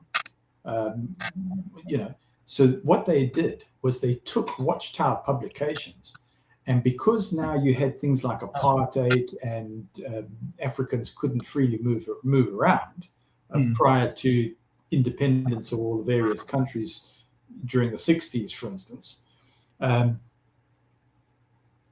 they started taking the publications and re-educating people in the villages using Watchtower information, and they set up Watchtower. So this became an embarrassment to JW, because when now persons using that literature, we're talking about persons who've essentially been abused, started wising up and becoming lawyers and educating themselves and growing up and educating themselves and saying, we can see the psycho-spiritual harm that's being done here. They were forced out of the cities into the rural areas where they would recruit persons in rural territories. And so, listen, we've got to get the message out. We're losing ground as African people here because of the agenda with the missionaries. We're just bleeding out our resources. We're bleeding out our people who are just working for nothing. And it's ridiculous. Africa is so rich in resources. We're so rich in drugs and medicines and things like this. We don't need this West. We don't need them. Okay? Get them out. Okay? They've had their chance. They messed it up. Just get them out. That's poisonous to us. So it went to war, basically. And it went to war with this organization that became Watchtower. So much so that they had to send George Phillips as a missionary from Glasgow, Scotland, here to Africa to deal with the problem from Cape to Cairo, or from Cape to Congo, at least. And he had to convince the governments that Watchtower is disassociated from Watchtower, Pennsylvania, and New York. He said, no, it's a completely different entity. Might use the same publications as us, but it's a completely different entity, because it became militant. Because they tried diplomacy. When diplomacy didn't work, they had to become militant in order to survive. That's how many of the countries declared independence. That's how Robert Mugabe was actually put into prison with Jehovah's Witnesses. And you had this mix going on between Robert Mugabe and Jehovah's Witnesses. You also had this mix with Mandela and Jehovah's Witnesses. His first wife was a Jehovah's Witness. Serious? I didn't know that. Oh, yes, you don't. Yeah, I didn't know that. It's interesting. She's not mentioned in the films, but she was a Jehovah's Witness. Yeah. So there's a whole story going on here. So they were a big concern in Africa then, back then. Yeah. What are they doing in Africa now? Are they still growing in Africa? Yeah. Although I'm getting reports that there's fracture. I think that Peps, with this vaccine, like Claudia was talking about, to source the materials according to use the JW doctrine strictly, you cannot buy the materials and copy the same proprietary method to produce those medicines ethically as a Jehovah's Witness. You'd be disfellowshipped or removed. You do know this, right? Do you mean the materials to make the COVID vaccine or any vaccine? Yeah. So 2019. So when my doctor died, there was already the H1N1 thing and the Ebola story, which was kind of like a dry run. So we already learned a hell of a lot there. And she dies, okay, but she leaves the information behind, which I've still got on my system, and I've backed it up. And I've got a kill switch just in case I get killed. So that information should be released if I die. Okay. So if, say, for instance, Bethel's purchasing department said, right, we replicate the manufacture of these medicines, which we had endorsed with strong psychological coercive tactics, though we said this pretty well. Okay. Yeah, I remember that. Yeah. You can't attend Pioneer School. You can't attend. Yeah. You can't even sit with a circuit overseer. He's going to tell you no. Yeah, I remember that. Yeah. Every Bethel family member has had it and all this stuff. Yeah. Okay. I phoned up prior 2019. I said, this information, you know what happened here with our doctor who died. You know this. One of my friends was now put into a position of oversight. I said, tell me, who did you replace? He goes quiet. I said, he's been eliminated, isn't he? He goes quiet. I said, you didn't ask. What happened to your previous overseer? You just got down on your knees thanking Jehovah for your new assignment, and you didn't think to ask what happened to the previous overseer. I said, what is happening to your brain? I said, we've been working together for how long? You cannot see a pattern here. He bit his nails right off. He realized, Matt. He says, Matt, they've asked me to destroy files. I said, that was your first assignment? And I said, you didn't raise a red flag? You didn't raise a red flag of destruction of those files. Oof, oof, oof, oof. I said all they're trying to do is they're just sending out the old guys hoping they drop dead or whatever, and they're bringing in guys like you who get down on their knees thanking Jehovah in tears. And I said, did you easily manipulated? I said, that's what they're doing with the new fiduciaries. The new fiduciaries are going, oh, hallelujah, we've got all these wonderful positions of power as signatories. I said, yeah, but what have you inherited? You've inherited the worst books ever. Ever. I said, you have no idea what you're involved in. And I said, the only reason why you're destroying these records is to try and create a clean slate so that you can sort of function. And they hope this thing just disappears into the past. And was it statutes of limitations come into effect? They go, oh, people can't remember what happened. Oh no, we've changed the organization around. We've got new people and we have no idea. Oh, was that Uncle Derek that did that? Oh, Uncle Derek's passed on. They've done it in the past, though, Matt. Yeah. You think that the 1975 thing? You speak to people that lived through that, and even they say, "Oh, well, they didn't really say that 1975 was going to be the end." And yet, when you go and look at the literature, what I'm trying to get at is they're very good at burying the past. Correct. Well, they're masters at it. Remember you do know how they select circle overseers. They've got a fitter psychological profile, and the psychological profile is that they show less intelligence than the branch committee. If they show exceeding intelligence, they're not selected.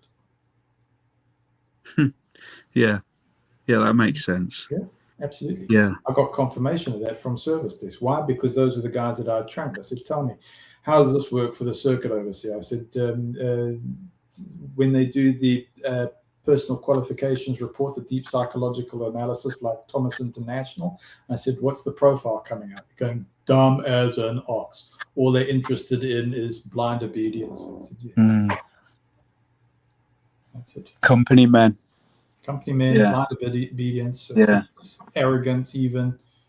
What do you reckon with the people at the top though? These new governing body members, do you think Mark Sanderson is extremely intelligent?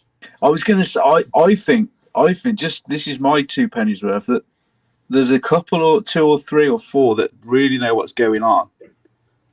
And then the rest just, and they are frighteningly dark humored. You can't believe you're talking with a governing body member. You just go, wow, this guy's. Yeah. I thought I had a dirty mind. Yeah. I mean, it's a shocker, eh? Yeah, terrible. Well, you think Rutherford was like that, wasn't he? Apparently. Yeah, he was like that. That was the reports, of course. Do we know Rutherford? No. But talk about the guys that I've mentioned. Yeah. Jeffrey Jackson, I never had a problem with. Samuel Hurd, I never had a. But Mark Sanderson, I got on with him far too well. I mean, easy to chat with, and like we're chatting now, eh? Yeah. And following it and ahead of the game. Oh, that is sharp-minded, really sharp-minded.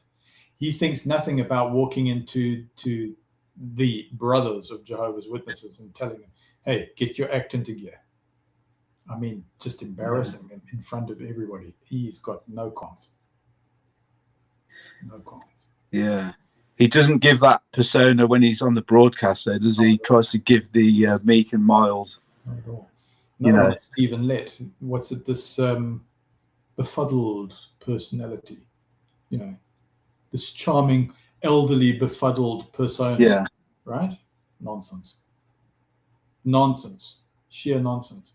And that's part of the training. I mean, even like research department, I was picking out errors in the watchtowers and going, geez, you can't print this.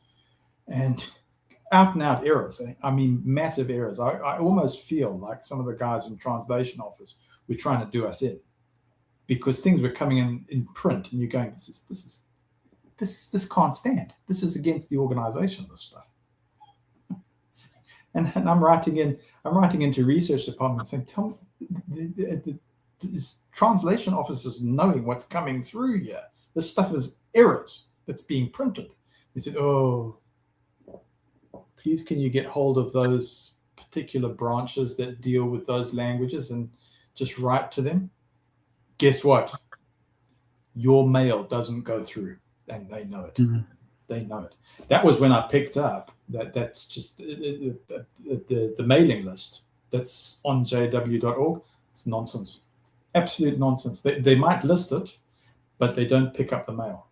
If you send it by registered mail, they don't pick it up. The only way you might have a chance is if you know individuals within the branch and you send it by courier to the person directly.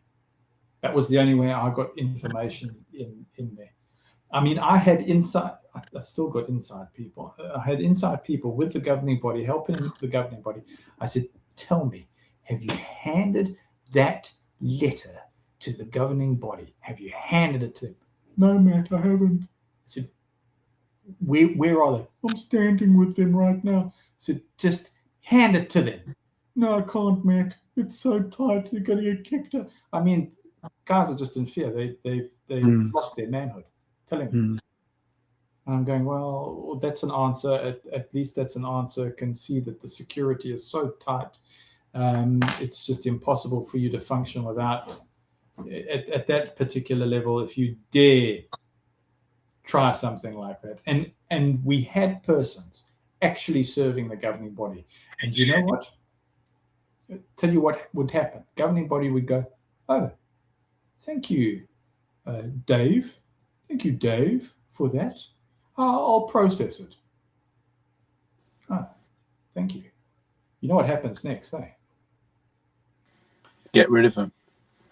They get rid of him. New assignment. Then, when the guy's got a new assignment, he might get back to the governing body and say, "I handed you this letter. What's happened to it?" He goes, "Oh, I processed it." Said, "Sorry, I've got to just. So I'm very busy. I've got to go off to. Got to fly off to France or Australia or whatever. What is it?" So, brother, when you say you processed it, what was the answer? He said, I handed it to service desk. We'll just have to wait upon Jehovah for a result. See, blown off. I mean, we're talking about experts in blowing people off. Yeah. But it's very important to track these things so that there is no more benefit of the doubt, because you always go, oh, I didn't try that. Oh, it's quite right. I didn't use the system. I didn't receipt things in the system until you actually do it, like Matt Gray does, because even family members are saying to me, Matt, you keep bending over and getting it from these people, right? I can't be too crude in how it was said, but they're going, you're just getting abused. And I'm going, no, I have now exhausted it to the nth degree. And when I now connect with ISA Healing Network, it proves to me others have tried it. And I go, I thought I was the only one. Do you know what a relief it is to hear that somebody else took it all the way to the top and got the same thing happen? But people it must be a relief for you. You know, I didn't have to. I just, as soon as I got a sniff that it was wrong, I was out of there. The only reason I did any of it is because like all of us, I believed that this is what God wanted me to do. I might have persecuted you and said you were spiritually weak or something. I might have said to you, tell me, Peps, did you ever write to the governing body? Or you know what, my dad told me to do that, because when I was going through the 607 thing, he said that get a letter down, send it to the branch. Yeah. So I did. I got a letter formulated and sent him a copy of it, and he was like, after he read it, he said, actually, no, don't bother, because it's a difficult, you can't be polite about it, can you? You know, in the letter, it was basically like, it's very difficult. I understand what you're talking about. You have to have training on the research department and how to talk to the department. Yeah, and it's quite broad when you've realised that, all you've just believed in is a pile of rubbish, and you start writing it down in a letter, it's Yeah. you know, You see, it's one aspect. So they'll go, you know what, Peps? You've overturned one little thing, okay? But at the end of the but day, it's not, it's a major thing, isn't it? you've just got to obey the other rules. Just let that one go. We know it's imperfect. We're imperfect people. Yeah, that's what I had. People saying that to me. It's just one thing. Yeah. Except it's not. No, because without 1914, if without 1914, the governing body weren't chosen in 1919, etc., etc. Okay. So look, I am going to change the subject slightly because I'm going to tell you you're right.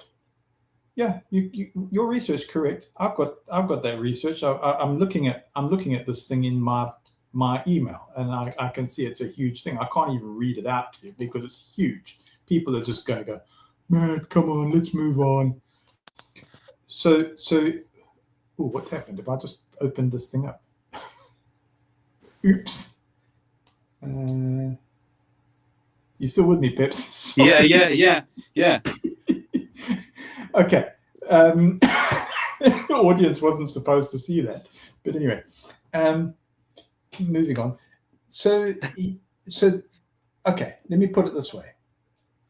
Anybody who's involved in abortion, what happens in JW sphere, in JW logic? Well, it's murder, isn't it? It's classed as murder. Okay. When does that happen? Can if you have relations, okay, and the lady takes the morning after pill, is that okay? Well, according to them, that's still murder, isn't it? Still murder. So even at the male seed, arriving at the female egg, this is now when life occurs. Right? Yeah. So it's murder. They tell you can't have a morning after pill. No. Now, guess which other religion has got very strict rules? Catholic Church. Correct. What happened 2019 with the Catholic Church? And remember, the Catholic Church has got Massimo Intervene, who's advising them, who's kneeling in front of the Pope kissing the ring, and is JW's advisor. All right. I didn't know that. So did the Catholic Church get rid of that teaching then in 2019? The Pope intervened and said, we're going to bring in for greater good. We're going to make a sliding scale. We're going to say this vaccine might use these cells, which were cell line in the conformation stage, which came from aborted fetal tissue. Right, that's what the COVID vaccine came from, wasn't it? That would be your last resort. Yeah. So you've got to try and go for the one that has broken the least ethics. So it's still an evil, but go for the one that's the least evil. Yeah. And then if that's not available, go for the next evil and the next evil. But it's all evil. Yeah. So that's what the Pope did. And that's on record, and that hasn't been eliminated. We can still see that. But that didn't happen in JW. Didn't happen in JW. Matt Gray gets on the phone, phones his pal at the branch, says, oh, by the way, you're in a great position now as overseer. Tell us about how the cell lines works. He says, Matt, I'm not going to talk about that. I said, why? He says, because we trust oversight. I said, you've known me for how long and you're pulling this one? I said, so what's the answer? He says, no, it's sitting with oversight. We're going to have to wait upon Jehovah. I said, this is a time-sensitive thing. People are being affected right now. There is no time to wait about this thing. This isn't a matter of let's wait upon Jehovah 5-6 years from now. This is time sensitive. We need to know this thing now in real time because people do know how the cell lines have been produced that are being encouraged, that they've got access to, and they don't have other particular vaccines. And I said, that's what's being presented to them, and they can't do this because it goes against their Bible-trained conscience, and it goes against the doctrine. But the problem is, every time they speak out about it and ask the question, they're being told that this is apostate reasoning, and they're going, we're at despair. We're in complete despair. So you know what happened in this regard with the French brethren. The French brethren got hold of you and said, you guys are disfellowshipped. Yeah. Yeah, and people were just told not to talk about it, weren't they? You know, people were said, you know, you choose whether to have it or not, but just don't talk about it to the brothers and sisters. I didn't know any of that about the cell, you know, where they get the cells and that from. Yeah. So there's several ways that they can get the cells, but you're talking about at the time period, right? So things have moved on, and there are different ways, but this is what occurred. Do you know that they changed dictionary definitions of some of the words surrounding the medical? So the same way that JW changes its jargon, do you know that the main way that the jargon was structured in the medical field changed during 2019 onwards? No. Yeah, they went to dictionaries and started changing definitions. They started pulling the same things that JWs do in the mainstream. So a cell line or it became, oh no, there was no aborted fetal tissue here in the manufacturing of this medicine. You say stop. Let's go from the start to the beginning. All you've done is, with legal speak, you have changed a definition. What is a confirmation stage? Oh, you didn't say that. I said, but you didn't volunteer that. I said, it took somebody who knew how this was put together to tell you confirmation stage. Confirmation stage was when you were supposed to have tested this thing and you drew up one of these cell lines. I said, but the cell line's not aborted fetal tissue. He said, wait. How did you obtain it? Yeah, it must have come from, it would have happened at some stage, wouldn't it? Correct. So they said because it was generational. Yeah, but it doesn't matter. Correct. It's still never have. No. You're correct. Yeah, that's it. So they changed all of these definitions and obfuscated every step of the way. And you had to be an expert investigator to get to the bottom. Yeah. And there is, if you go to JW and say, if you had the proprietary list for how to put this medicine together, I said there would be nobody left in the Bethel. And what these persons in France have done is they have, because people say, oh, that's not real, it's pretend. I said, no, wait, this whole thing is metaphorical and psycho-spiritual. I said, what they've done is they took the SLF book, and strictly speaking, governing body, if they said 98% complied with this thing, then it is a disassociation offense according to present doctrine. It's not just disfellowshipping or removal, it's actual disassociation. It's more serious because they knew about it with H1N1 and they knew about it with the so-called Ebola story. Okay, and you had Matt Gray phoning prior to 2019, recording everything before. I'm going, there's these records that exist. You think they don't exist? The reason why you guys are poop scared is you know that you're on the record. And you're going, man, we told you never to record. I said, well, you should have applied Matthew 18 when you had the chance. We had a one-to-one. You blew me off. I said, how many times have we got to be blown off? Go, no, can't stand this anymore because people's lives are involved.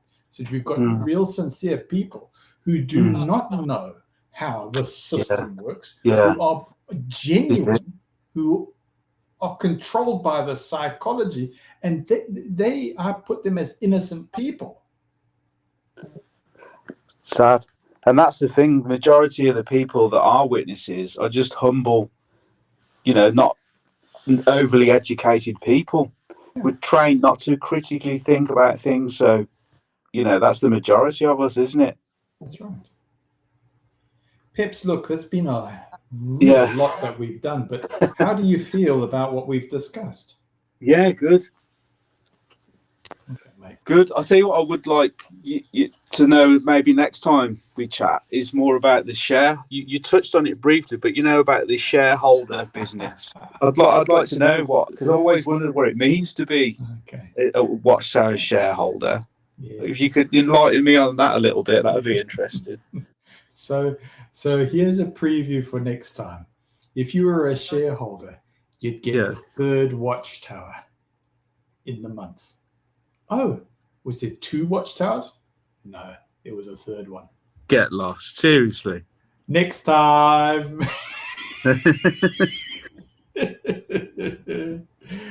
Mate, we have gone right over with the time, but it's been really great to be with you. Thanks very much for joining. It's great to see the family and your precious elements over there in UK. That's really great and really grand to be able to share. Sorry for boring everybody. We've probably bored the pants off everyone. If we have, but I think it's valuable. I think it's I don't hear many people sort of talking like this, so let it just stand on its own merit. Thanks, mate. And thank you very much for persevering. It wasn't easy getting on for whatever reason. Well, if you do it again next week, I'll definitely join in and have a chat again. Okay, so I think what I'm going to do is, without having all the fancy, but I mean, there's a video that's been playing in the background without a problem. Or can you see it in the corner? No, because I'm looking at it on my mobile phone. Well, I assure you that there's a little video playing in the corner that I left running there, just to prove that the system format is good. Though. You start off with a topic, and then then people can phone in and join in and talk about the topic. That's that is a good format you've got.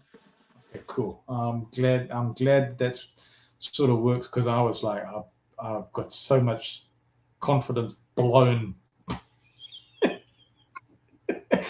You're doing a great job, mate. You're doing a great job. Keep it up. All right, so I'll try and put something else together for next time. And keep. Oh, can I just say before we go as well, your video on the Norway thing was really interesting. Because to be fair, I didn't realise, that when they make that decision, they're not just trying to do what's right or wrong. They're obviously having to take into account how it's going to be used in the future. And it wasn't until you explained that I thought, that's it's not as simple as you think, is it? And it's not about the kind of justice people think it is. It's about them getting out of trouble. Yeah, and then wondering, what about if people use that ruling in the future to say get rid of people wearing burqas or something like that?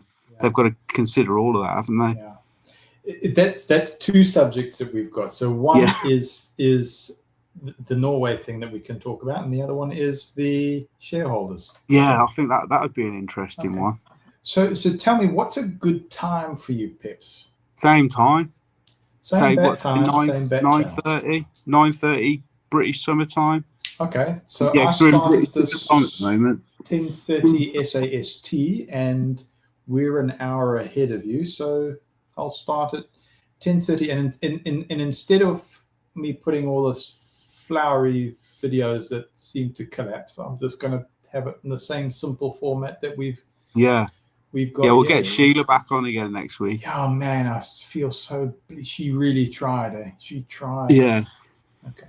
Well, anyway, thank you. Thanks. Have a great week, and you too. I'm going to try and practice this again and see if I can set this up, and I don't know. But thanks to everybody who joined in the comments. Mama Sue, you hung on for a long time there. Thank you. And go well. Linda James, thank you very, very much as well. And whoever else in the comments, Claudia, it was really good being with you. We're going to sign off and say to you, you are the reason that we are here. Go well. Take care. Good night. Good night.